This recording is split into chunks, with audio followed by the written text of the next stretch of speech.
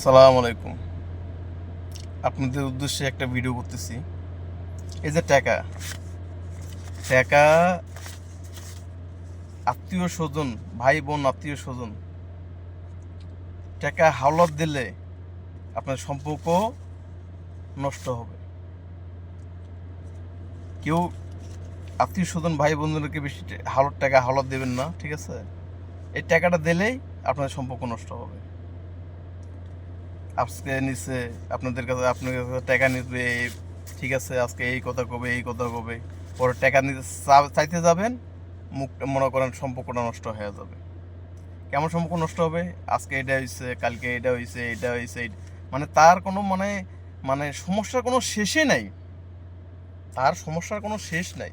না, আপনার কাছে যে টাকাটা নিছে, কয়েকদিনের কথা কয়ে, এক মাসের কথা কয়ে নিছে, আপনার টাকাটা দেওয়ার আপনার নামই থাকবে না।